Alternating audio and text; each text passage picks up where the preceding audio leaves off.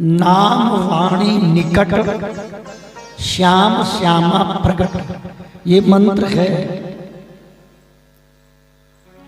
पुराणों में क्या लिखा है भाई, रामायण में क्या है? राम जी का नाम लो और राम जी का ध्यान करो। राम अयन, अयन माने घर, रामायण है ना। राम जी के घर की चर्चा है तो गुरु जी से दिया हुआ नाम मंत्र जप करो और राम जी के भैया को देखो, जानकी जी को देखो, हनुमान जी का चिंतन करो और राम राम जपते रहो। ठीक है। तो एक लीला चरित्र, एक नाम, नाम नाम रूप लीला और धाम, चार बातें हैं। नाम बीज है।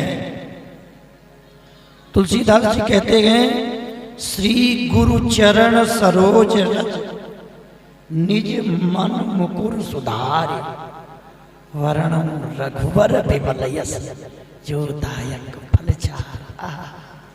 हम लोग क्या कहते हैं? प्रथम लड़ा श्री गुरु, बंदन करी श्री हरिदास, विपुल प्रेम निज नेम गई, कई सुजस बिहार दास। तो श्री तुलसीदास जी यहाँ हनुमान जी का नाम नहीं ले रहे, श्री गुरु चरण। आप लोगों में से जिन लोगों ने गुरु मंत्र लिया, तो जिनने मंत्र लिया है उनके बारे में कह रहा है। तुलसीदास जी कह रहे हैं, गुरु जी के चरण रज को ले और छाती में मलाओ। श्री गुरु चरण सरोज निज मन। अब जा गुरु जी के चरण रज तो ले आए, जमुना जी की रेती वैसे कड़कड़ी होती है, रगड़ दिया, ज्यादा तक खून निकल आया। शिकायत करने लगे, महाराज कुछ नहीं हुआ, खून निकल आया। अरे बाप रे, ये चरण रज का अर्थ कुछ अलग है। श्री हरिदास के स्वामी श्यामा कुंज बिहारी की अटपटी बानी, औरे का कछु औरे बने। स्वामी श्री हरिदास जी की वाणी शब्द कुछ कह रहा है, अर्थ कहीं निकल रहा है। ये बादल कहीं गरज रहे हैं और कहीं बरस रहे हैं। ऐसे ही वेद मंत्र है, वेद का शब्दार्थ कुछ कह रहा है, उसका अर्थ कुछ जा रहा है। समाधि भाषा, समाधि भाषा में पहुंच करके ही समाधि भाषा के शब्दों को हम समझ सकते हैं। समझ गए? तो वृंदावन के संतों ने कहा, नाम वाणी निकट, श्याम श्यामा प्रगट। आप अपने घर में बैठ करके गुरु जी का दिया हुआ नाम जप कर रहे हैं, तो गुरु जी की चरण रज क्या है? इसका अर्थ तो है चरण रज, लेकिन भीतरी अर्थ, भावनात्मक अर्थ लगाएंगे तो तात्पर्य निकालिए। आप गुरु जी के चरण दबाएंगे तो गुरु जी कहेंगे, बेटा बस बस हो गया, राम राम को, राधे राधे को, श्री हरिदास को क्या कहेंगे? नाम जप करो। तो गुरु जी के द्वारा दिया हुआ जो नाम जप है वो है गुरु जी की कृपा का चरण रज। समझो, जो चरण रज कहने में अच्छा नहीं लगता वैसे, पर वास्तव में अर्थ यही है, गुरु जी की कृपा का फल क्या है? नाम। उस नाम को जब जप करोगे, जबान से, कंठ से, प्राणों से और नाभि से, तो क्या होगा? ये हमारा मन रूपी दर्पण जो है, शीशा साफ होगा। हृदय रूपी शीशा में मैला चिपक गया है। तुलसीदास जी कहते हैं, विविध भाव, ये नाक में मैला भरा है, आंख में मैला भरा है, कान में मैला भरा है, रोम रोम में मैला भरा है और हृदय में मैला भरा है। आंख का मैला क्या है? दूसरे की स्त्री और दूसरे के धन को लूटने वाला भाव, ये मैला है। कान में दूसरे की गुरु गोविंद की निंदा करना, पड़ोसी की बुरे गुणों को चर्चा करना, अच्छे न करना, ये कान का मैला है सुनना। वाणी का मैला क्या है? दूसरे की निंदा करो, दूसरे को गाली दो, ये जबान का मैला है। हृदय का मैला क्या है? वासना, मान और मद, ये हृदय का मैला है। हे नाथ, ये सारा अंग मैला से भरा है, आपका भजन कैसे करना है? तो हृदय रूपी दर्पण पर मैला चिपका है, और मैला भी गीला है।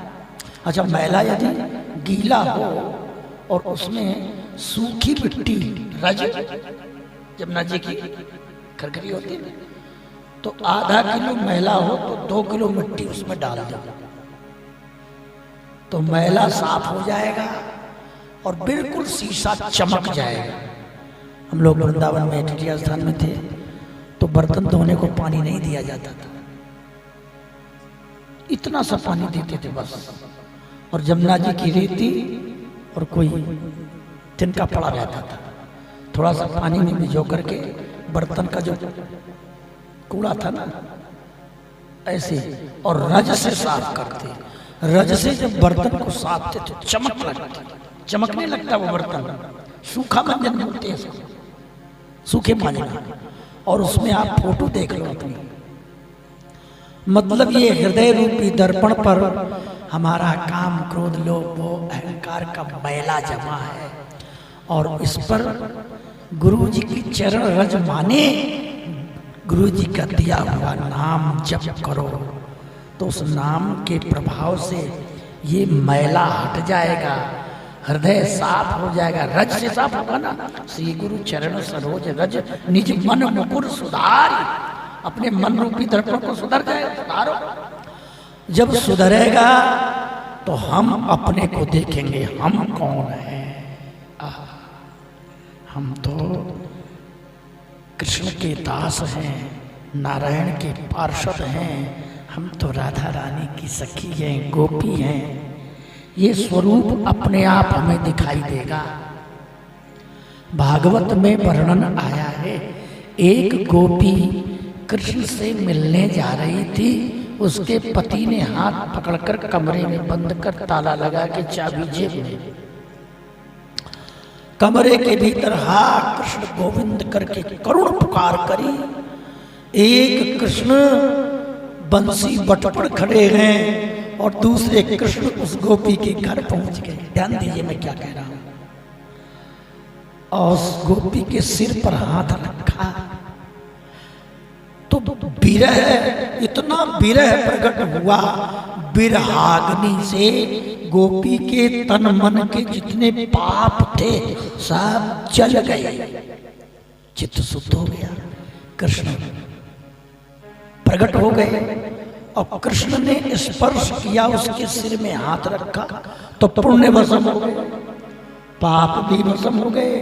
ज्यादा पाप होते हैं तो नरक में जाते हैं, दान पुण्य तीर्थ व्रत करते हैं, पुण्य मिलता है तो स्वर्ग में जाते हैं। अरे स्वर्ग में क्या है?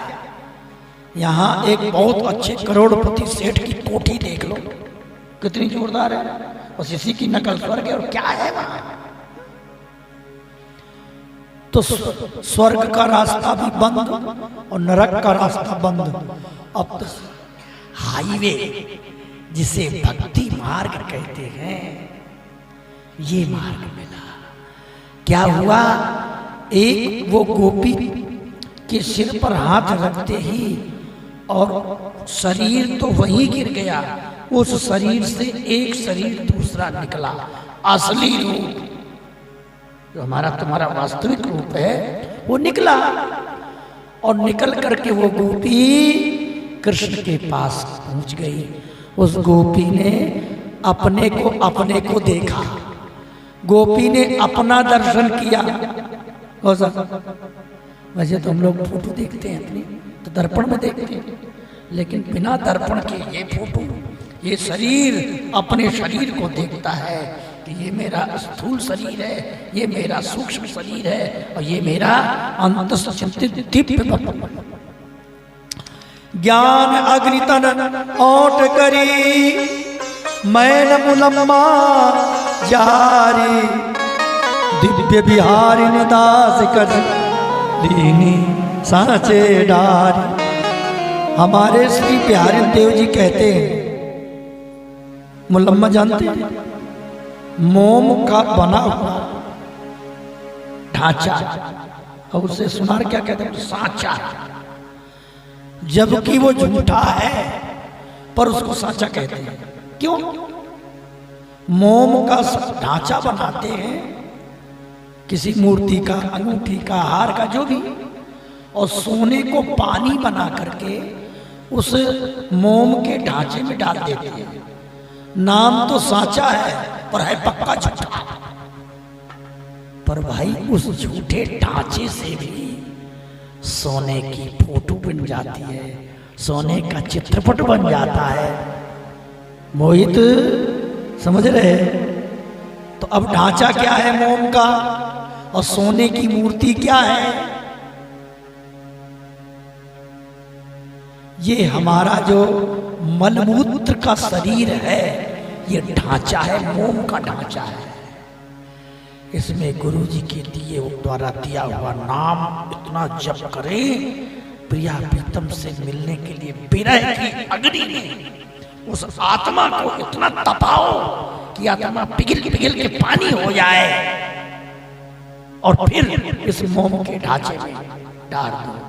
देहाभिमान गलित हो जाता है और हमारा वो दिव्य स्वरूप प्रकट होता है, जिसके लिए हमारे भगवत सिंह जी कहते हैं, हम कौन हैं हम रसिक अनन्य, प्रिया प्रिय कुंज महल के वासी।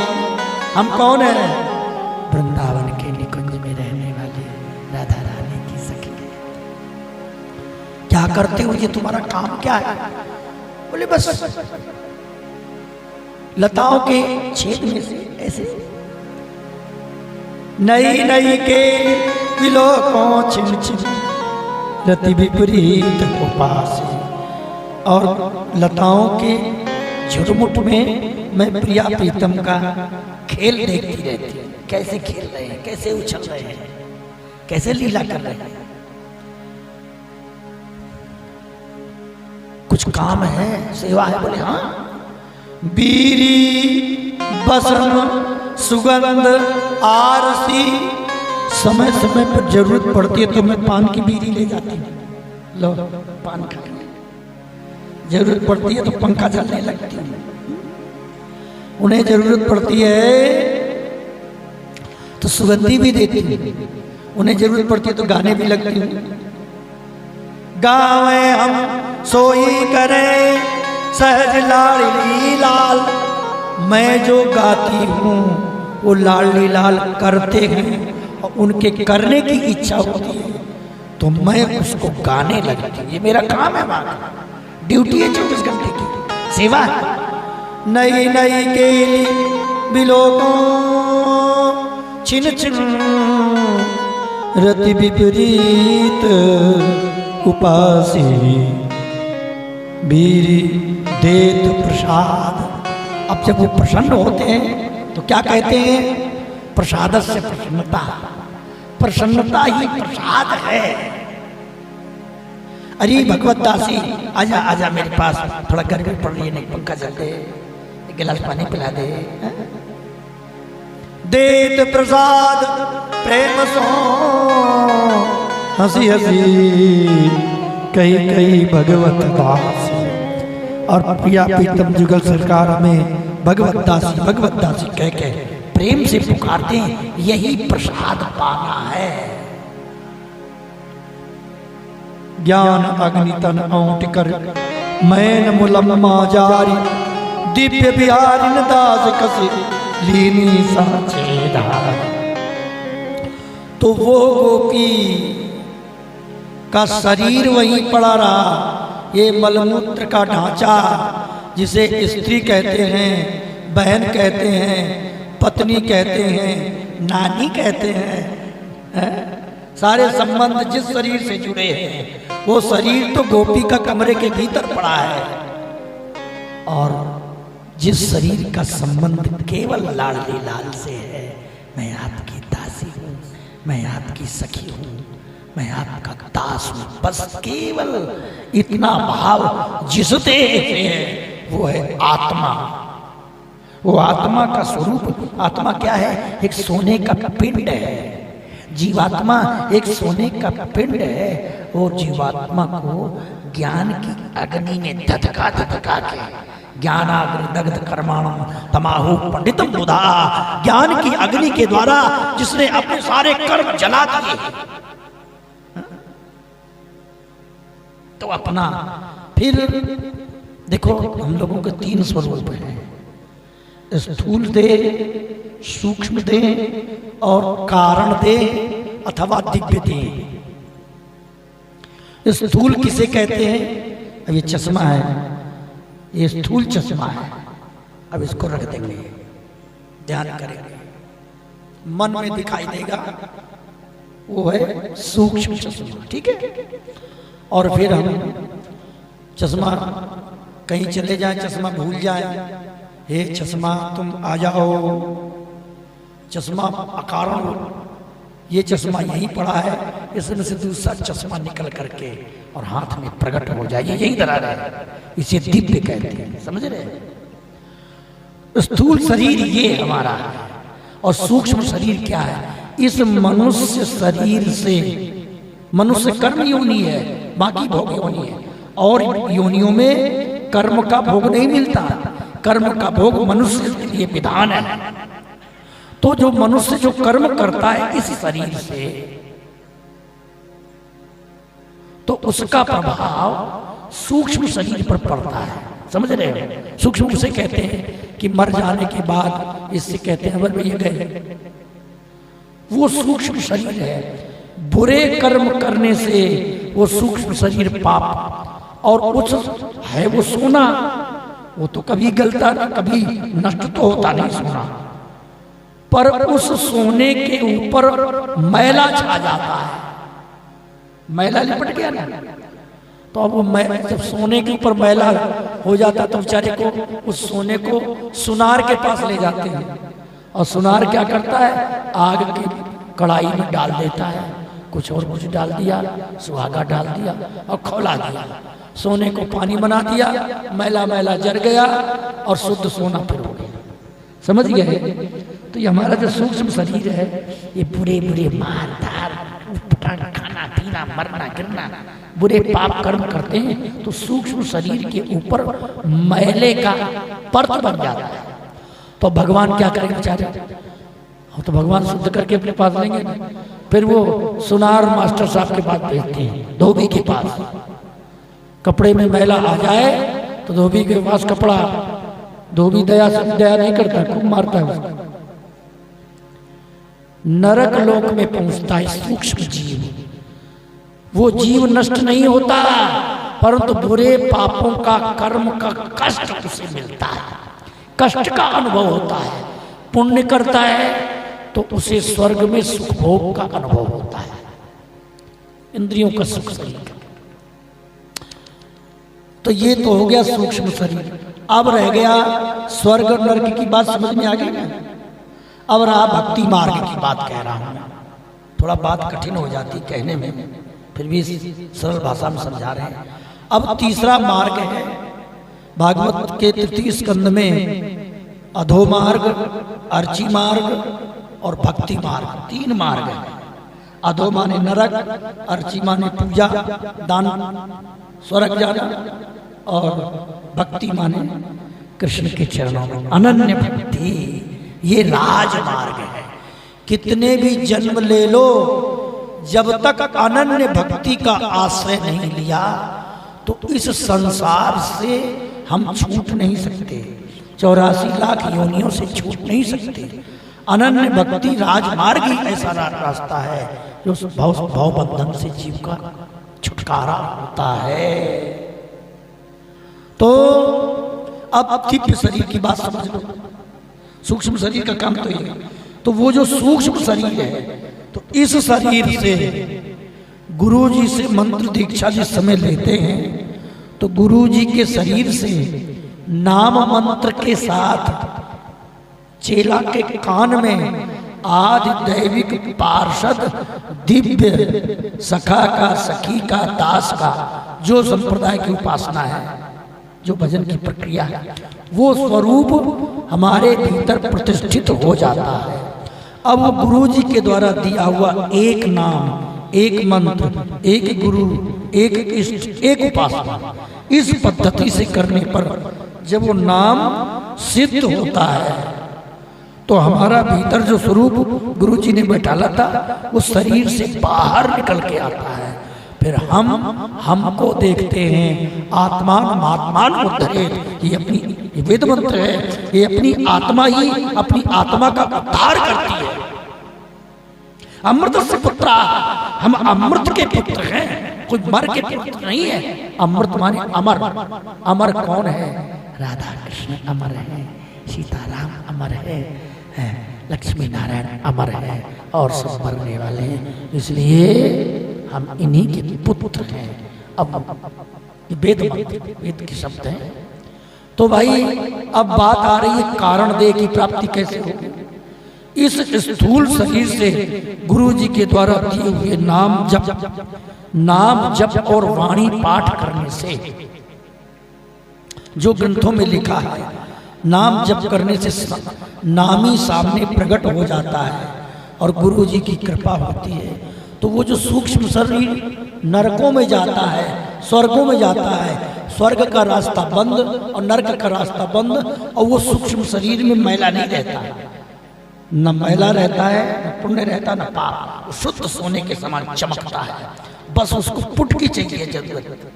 नाम मंत्र के प्रभाव से वो सोने के शरीर, ये शरीर का आश्रय लेकर के इसी शरीर से नाम जप करके तपाया जाता है। तो ये हो गया ढांचा, मोम का ढांचा, इसमें सोना पिघला दिया के डाल दिया गया तो सखी का स्वरूप बन जाता है, पार्षद देह मिलता है। और मृत्यु के समय इस शरीर से वो शरीर निकला और सीधे वृंदावन धाम में प्रिया प्रीतम के चरणों की सेवा मिल जाती है। साकेत धाम में रघुनाथ जी की चरण सेवा मिलती है। वैकुंठ में लक्ष्मी नारायण की सेवा मिल जाती है। तो जब सरकारी नौकरी मिलती है तो घर छूट जाता है, नहीं छूट जाता। अब ये सरकारी नौकरी है तो जब भगवान की, और इसी का नाम कल्याण है। कल्याण किसे कहते गए? आत्यंतिक क्लेश की निवृत्ति और परमानंद की प्राप्ति का नाम ही कल्याण है। कल्याण का शुद्ध अर्थ भागवत के चतुर्थ स्कंद के अंतिम अध्याय में पुरंजनोपाख्यान में नारद जी ने प्राचीन बर्ही को समझाया है। तुम्हें पता है कल्याण किसे कहते हैं? महाराज हमें पता नहीं। तो बोले कल्याण इसे कहते हैं। अंतिम कष्ट क्या है? हमको आपको सबको भयंकर कष्ट जीवन में सभी को मिलते हैं, लेकिन एक कष्ट ऐसा है, एक विपत्ति ऐसी है, एक तकलीफ ऐसी है जो तकलीफ जिंदगी में कभी नहीं मिलती। अब बात अलग है कि पेट फाड़ करके बच्चे को बाहर निकाल दिया तो माता भी बच गई और बच्चा भी बच गया, वो विषय अलग है। लेकिन जिस समय माँ के पेट से बालक का जन्म होता है तो माँ को भी भयंकर कष्ट होता है और बेटे को गले में फांसी लग जाती है, बच्चे को आंख निकले आती है, वो है अंतिम कष्ट। और जिस समय मृत्यु के समय इससे जीव निकलता है तब शरीर को कितना कष्ट होता है। तो पुनरपि जननम पुनरपि मरणम, जन्म लेना और मरने का जो कष्ट होता है, इस विपत्ति के मुकाबले जीवन में कोई दूसरा कष्ट नहीं होता। समझ रहे हो? इस कष्ट की निवृत्ति हो जाए, ये कष्ट सदा सदा के लिए नष्ट हो जाए, माने दोबारा जन्म न लेना पड़े किसी माँ के पेट में, चाहे सुअर, कुत्ता, गधा हो, चाहे मनुष्य। तो ये कैसे होगा? ये तो भैया जब होगा जब परमानंद की प्राप्ति होगी तभी कष्ट मिटेगा। आनंद क्या है, परमानंद क्या है? राधा कृष्ण के चरणों की सेवा मिलना ही परमानंद की प्राप्ति है। समझ गए? जब कृष्ण की सेवा मिल जाती है तब जन्म मरण, फिर कहते हैं राधा कृष्ण बेटा ऐसा है अब तू कहीं मत जाए, अब हमारे पाम दबाए कर यही सेवा कर, अब मत जाइए वहां, अब संसार में नहीं जाना तुमको। तो भगवान की सेवा मिलने पर, भगवान के पास पहुंचने पर दोबारा संसार में नहीं आना पड़ता। परंतु अब आप लोग कथा सुन रहे हैं, हरिदास जी महाराज आए, श्री रामानुजाचार्य जी आए, राम आए, कृष्ण आए, तुलसीदास जी आए, ये आए, वो आए, वहां पहुंचने के बाद फिर क्यों आए? आप कह रहे नहीं आते। यदि गत्वा न निवर्तन्ते तब धाम परमं मम, जहां जाने के बाद पुनः जीव को लौटना नहीं पड़ता, फिर क्यों आया? तो उसका प्रश्न ये है, वहां मालिक भेजते हैं बेटा, वहां जाओ, तुम्हें इतना काम करना है, तुम्हें माया नहीं लगेगी। वल्लभाचार्य जी, विठलनाथ जी, स्वामी श्री हरदास जी, तुलसीदास जी, कबीरदास जी हैं, नरसिंह जी, ऐसे महापुरुष जो आते हैं वो धर्म से भगवान उनको हमारे तुम्हारे कल्याण के लिए भेजते हैं। जैसे भगवान के पास थे ऐसे वो संसार में रहते हैं, उनको माया सता नहीं पाती। समझ गए? फिर अपने घर में पहुंच गए, भगवान को जरूरत पड़ती है तो भेज देते। तो कल्याण इसी को कहते गए। आप समझ गए? आत्यंतिक क्लेश की निवृत्ति, परमानंद की प्राप्ति का नाम कल्याण है। और वो कल्याण में देह मिलता है और पार्षद शरीर मिलता है, तब पुनर्जन्म का आवरण भंग होता है। चाहे इस जन्म में मिल जाए या कितने जन्म मिल जाए, जब समय बने, जब ठाकुर जी की मर्जी है। हम लोगों के बस का तो कुछ है नहीं। ज्यों ही तुम राख कहो, त्यों ही रैयत हो हरी, और तो अचरचे पाई धरो, सो तो कहो कौन के पेंड भरी। स्वामी श्री हरदास जी कहते हैं, भैया जैसे जैसे हम रह रहे हैं, आप रख रहे हो बिहारी जी, ऐसे हम रह रहे हैं। अपने मन से हम एक पैर भी उठाकर नहीं रख सकते। कई श्री हरदास पिंजरा के जनाब, स्वामी श्री हरदास जी कहते हैं, हे बिहारी जी हम तो पिंजड़े के जानवर के समान हैं। आप लोगों की तरफ कहते हैं कि ये जीव पिंजरे के में फंसे हुए तोता के समान है। मालिक इसको खिला दे तो खा ले, मालिक इसको पानी पिला दे तो पी। बस हाँ एक काम तो कर सकता है, फटफटा सकता है। और जब वो तोता को भूख लगती है ना, हाथ पैर फटफटाता है तो मालिक को दया आती, कुछ खाने को दे देता है। तो हमारा तुम्हारा काम फटफटाना है, बस रोना गाना, सिसकना आहों की जागीर। तो इस प्रकार ये अब वो जो पार्षद देह की बात चल रही थी, वो सखी भाव देह धारण करके और अपने घर में मंदिर के सामने अपने को ये मानो हम राधा रानी की सखी हैं। इस भाव से केलीमाल को उठाओ और केलीमाल का पहला पद चालू करो।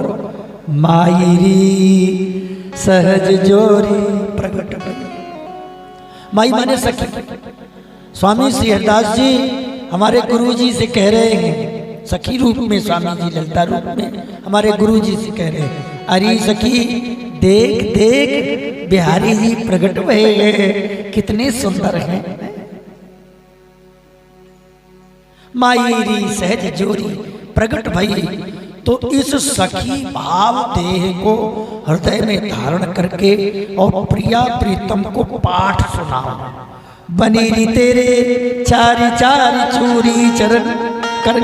अरे वाह श्री जी, आपके हाथों में चार चार चूड़ी बनी हुई है, कितनी सुंदर है। आपकी चूड़ी बड़ी सुंदर है।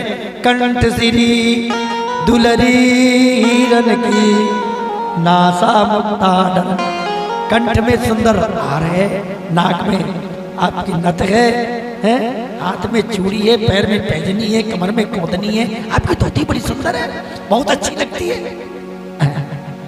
इस प्रकार के पदों को, ये जो वाणी के पद हैं, सखी भाव धारण करके सखी भाव से और प्रिया प्रीतम के नखसिक रूप का ध्यान, उन्हीं के स्वरूप की सुंदरता, उन्हीं को सुनाओ, इसका नाम है केलिमाल पाठ। अब समझ गए? ये भजन का पाठ, असली भजन यही है जो समाधि में यम नियम प्राणायाम प्रत्याहार धारणा ध्यान योग समाधि में जाकर के ब्रह्म ज्योति का प्रकाश होता है। वो ब्रह्म ज्योति राधा कृष्ण के चरणों के नक्शे प्रकट हुआ है। ऐसे श्री राधा कृष्ण को इन पदों को सुनाया जाता है। ये पद कहीं अन्यत्र काम कलुषित क्रोध कलुषित जीवों को सुनाने और चर्चा करने का विषय नहीं है। असली भजन है क्या? नाम रूप लीला और धाम, इन पदों में। एक बात मैं और कह दूं पाठ के बारे में चर्चा, कि पाठ का समाज का इनका महत्व। चैतन्य महाप्रभु ने राय रामानंद जी से पूछा जीव का परम कर्तव्य क्या है, तो उन्होंने बता दिया जो जिस जाति में है वो अपनी जाति के कर्म करता रहे, यही उसका फल है। बोले महाराज इसमें कोई कल्याण की बात तो दिखाई दे नहीं रही, संसार में फंसने की बातें हैं, इसके आगे बताओ। तो फिर सनातन पद्धति अनुसार 5 देवों की उपासना बताना प्रारंभ किया। हाँ महाराज वैसे है ठीक, लेकिन थोड़ा आगे और बताओ इसके कुछ है तो। बोले ठीक है, लक्ष्मी नारायण का भजन, वैकुंठनाथ का भजन करो। बोले महाराज इससे भी मधुर कुछ है क्या आगे? बोले हाँ, सीताराम जी की लीला है। महाराज इससे भी कुछ आगे मधुर है क्या? हाँ हाँ, कृष्ण लीला है। पर कृष्ण लीला में 3 भाव है, एक ब्रज का भाव, एक मथुरा का भाव, एक द्वारिका का भाव। बहुत सुंदर है, बस यही सार सर्वस्व है। तो चैतन्य महाप्रभु बोले महाराज कुछ और हो आगे तो बता। नहीं नहीं बस यही है। नहीं महाराज आप दिल खोलकर बताइए, मेरी सुनने की इच्छा है। तब उन्होंने कहा ब्रज रस सर्वोपरि है। ब्रज से राधा कृष्ण सदैव ब्रज में रहते हैं और ये कभी बाहर नहीं जाते। अरे महाराज अभी तो कह रहे थे मथुरा गए, द्वारिका गए। ठीक है महाराज कुछ और है क्या? हाँ, स्वसुख और तत्सुख है। अपने सुख के लिए एक सखी कृष्ण का भजन करती है और एक सखी तत्सुख प्रिया प्रीतम को सुख मिले इसके लिए सेवा करती है। अपना सुख और पराया सुख, 2 सुख है। भजन करने के 2 तरीका है, एक अपने सुख के लिए भजन करे, एक राधा कृष्ण को प्रसन्न करने के लिए ही भजन करे। तो ये तत्सुख का भाव है। तो इसका ये महाराज तत्सुख का भाव कहाँ पर है? तत्सुख भाव का भाव राज्य का प्रवेश कहाँ है? बोले ये श्री धाम वृंदावन में निवृत्ति कुंज महल है, जो सृष्टि के पहले भी था, सृष्टि में भी है, सृष्टि के बाद भी रहेगा। स्वामी श्री हरदास जी कहते हैं माई री सहज जोरी प्रगट भई, जो रंग की गौर श्याम घन दामनी जैसे। बोले प्रथम हूती अब हूँ आगे हूँ रही है।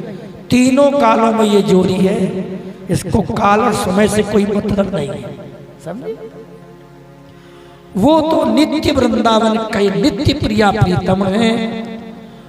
तत्सुख भाव वाले व्यक्ति का ही वहां प्रवेश है। तत्सुख मद छिन छिन सुखित अपसुख गंध नलेश, किशोर दास या भाव को सूक्ष्म दुर्गम देश। ये बड़ा सूक्ष्म दुर्गम देश है। बोले महाराज इसकी प्राप्ति का कोई उपाय है? बोले इसकी प्राप्ति का कोई उपाय नहीं है। और उपायों में साधन बताया, कहीं नवदा भक्ति बताया, कहीं कुछ बताया, कहीं तपस्या बताया, कहीं व्रत बताया, परंतु इसके लिए बोले कोई साधन नहीं है।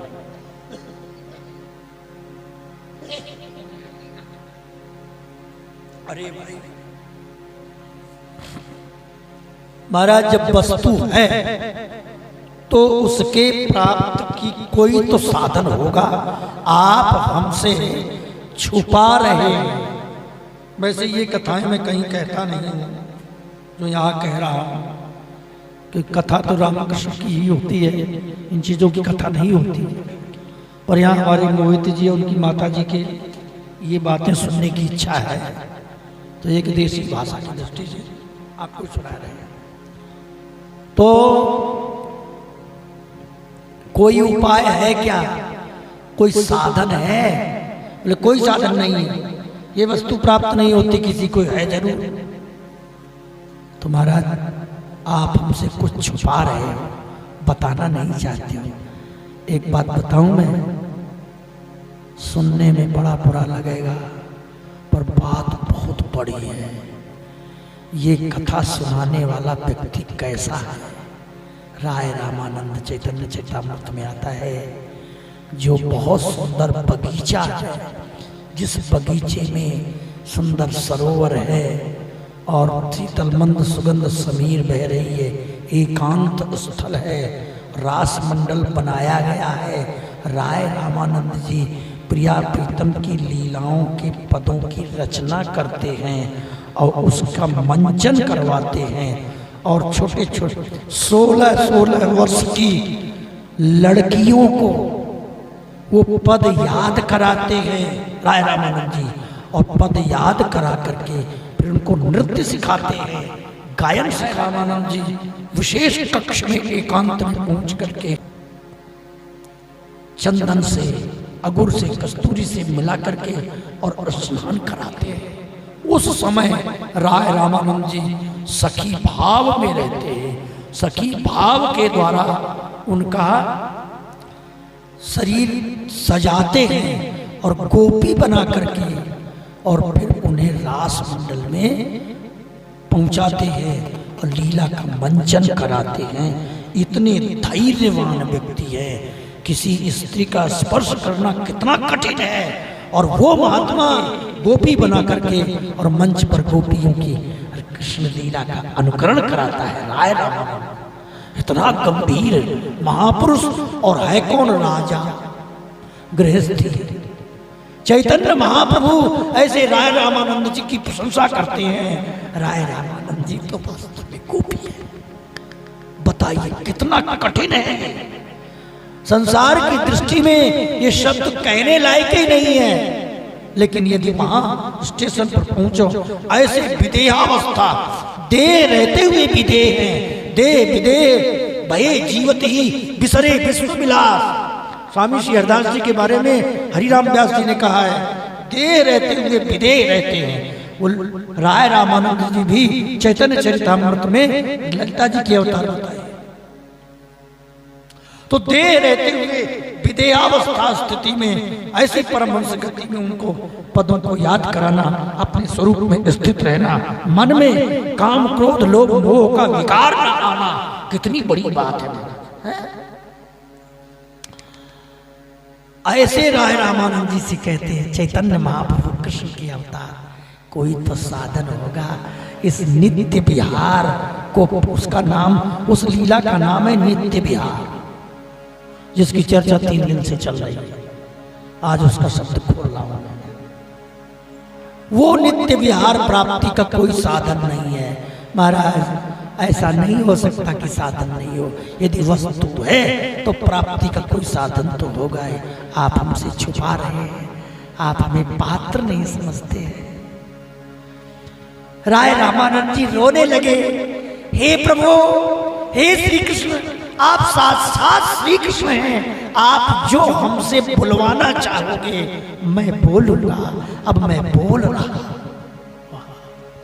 इसकी प्राप्ति का साधन बस एक यही है, एकांत कमरे में बंद हो जाओ और ठाकुर जी का चित्रपट मूर्ति विराजमान हो, श्रृंगार करके भोग लगा करके आचार्यों के लीला के पद, जिन महापुरुषों ने श्री कृष्ण को, राधा रानी को प्रत्यक्ष आंखों से देखा है और देख करके उनके रूप का वर्णन किया है और पदों को गाया है, उन पदों को वाद्य यंत्र के द्वारा ठाकुर जी के सामने बैठकर उन्हीं के श्रृंगार को उन्हीं को सुनाओ। ये तो वो प्रसन्न होंगे, तब दिव्य शरीर प्राप्त होगा, तब ये नित्य विहार मिलेगा उनकी कृपा से।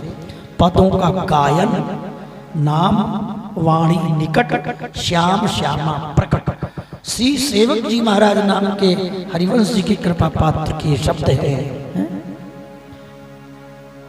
नाम वाणी जहां, श्यामा श्याम तहां, तो जहां उनका नाम है और ये पदों का पाठ है, ठाकुर जी वही हैं। इन पदों को प्रिया प्रीतम सुनते हैं। महाराज गीत गोविंद का पाठ एक मलिनिया लड़की गुलाब के और बैंगन के बगीचे में बिहरत लाल बिहार दो, श्री जमुना जी के तीरे तीरे, धीर समीरे जमुना तीरे, बसंत बने बनमाली गा रही है और जगन्नाथ जी कृष्ण बन करके उसके पीछे पीछे आ आ आ कर रहे हैं। और वो उसकी ठाकुर जी के पीतांबर बैंगन में छोटे छोटे कांटे होते हैं गुलाब में, उसमें फंस गया और कपड़ा फट गया। फटा हुआ कपड़ा और मंदिर खोला गया तो जगन्नाथ जी की मूर्ति का ये पीतांबर फटा हुआ है। पुजारी पूछता है, प्रभु आज कौन सी लीला हुई, ये कहाँ से फाड़ के आ गए? बोले वो मालिन की लड़की है ना, फूल बीन में गई, वो गीत गोविंद गा रही, मोह को बड़ो अच्छा लगे, मैंने वो गीत गोविंद सुनवे के पाए। समझो गीत गोविंद में क्या है, गोविंद का गाना है। वो गोविंद का गाना क्या है? हमारे स्वामी श्री हरिदास जी का एक पद है कि बिहारी जी स्वामी राधा रानी से कहते हैं, जहां जहां चरण परत प्यारी जू तेरे, तहां तहां मन में लो करत फिरत परछाई, बहुत मूर्ति मेरी चवर ढुरावत, कुबीरी खवावत एक व आरसी ले जाई, और सेवा बहुत बातिन की, जैसी ये कहें को तैसी ये करो, जो रुचि जानो जाई। श्री हरिदास के स्वामी श्यामा को भले मनावत दाव उपाई। बिहारी जी कहते हैं, हे राधा रानी, जहाँ जहाँ चरण परत, जहाँ जहाँ आपके चरण पड़े वहाँ हम पावड़े बिछावें, आपको वस्त्र पहरावें, आपको जल पिलावें, आपके पंखा जलें, और एक रूप नहीं सैकड़ों स्वरूप धारण करके हे राधा रानी हम आपकी सेवा करेंगे। ये गोविंद गा रहे हैं, श्री कृष्ण गा रहे हैं, इसका नाम केली माल है और जयदेव जी के द्वारा रचित उसका नाम गीत गोविंद है। यही भाव गीत गोविंद में दिया है। ठाकुर जी जिसको सुनते हैं मगन हो जाते हैं। ऐसे श्री कृष्ण द्वारिका में बैठे नित्य विहार का चिंतन करते हैं। वो नित्य विहार की प्राप्ति के लिए 5 ऋषि तपस्या करके जपना भगना बेला गुरुजन गंगाधर 5 ब्रजवासी बन करके वृंदावन में राजपुर गांव में रह रहे हैं। आज उन्हें इस नित्य विहार की प्राप्ति हुई है। मस्त रहते हैं, उन्मत्त रहते हैं, हर समय जहाँ बैठे वहाँ बैठे रह जाते हैं। आज स्वामी श्री हरिदास जी की कृपा इन पर हुई है। मानसरोवर में तो ये सब चर्चा कल सुन चुके थे। स्वामी जी के पास 8 शिष्य बन चुके हैं महंत के रूप में। देवदत्त जी की कथा और गंगा जी की कथा, उसमें रैदास जी का भी थोड़ा चरित्र सुनाया था भक्तमाल में। तो इस प्रकार स्वामी श्री हरिदास जी निधिवन में विराजमान हैं और वहाँ बैठे बैठे स्वामी जी पद गाते हैं। पद गाने स्वामी श्री हरिदास जी की रचना के ग्रंथ का नाम है श्री केलीमाल जी। अवलोकत रहे केल सखी सुख के अधिकारी। ये सखी देखो दो रूप है, एक रूप से मनुष्य रूप में स्वामी श्री हरिदास जी तानपुरा लिए गा रहे हैं, और दूसरे रूप में श्री स्वामी जी महाराज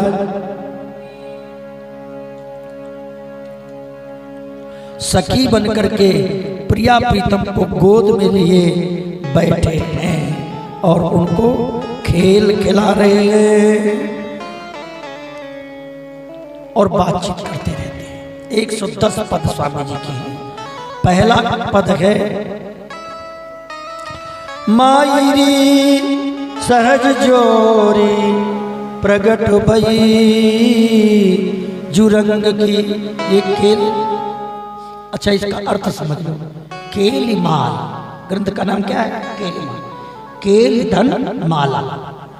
अब ये छोटे छोटे बच्चे होते हैं जैसे गली में खेल रहे हो, किलकारी भरते हैं और बड़ी मस्ती से एक दूसरे लोटपोट हो जाते हैं, केली करते हैं।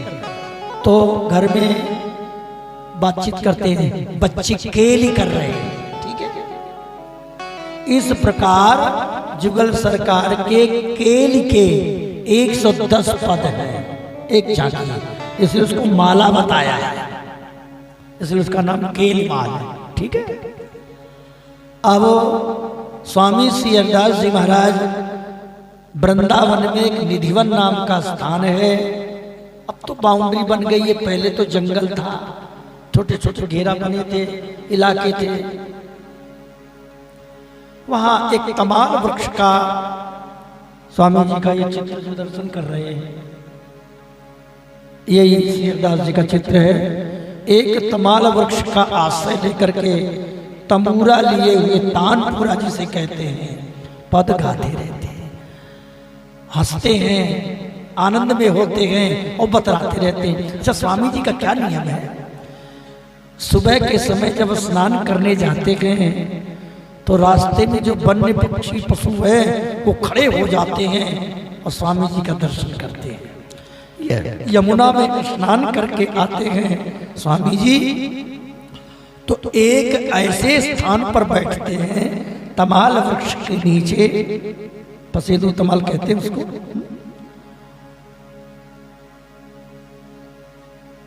उसी पेड़ के नीचे बैठते हैं और एक दिशा की तरफ रोजाना वहीं बैठ करके और पद गाते हैं, हंसते रहते हैं और कुछ बात करते रहते हैं। हे स्वामिनी ये बात, हे लाल जी ये बात, ऐसे कहते हैं। बहुत समय व्यतीत हो गया। एक बिहार पंचमी का दिन था, एक समय की बात है। बिहार पंचमी, इस पंचमी का नाम पहले सीताराम विवाह पंचमी था। क्या? विवाह पंचमी कहते थे।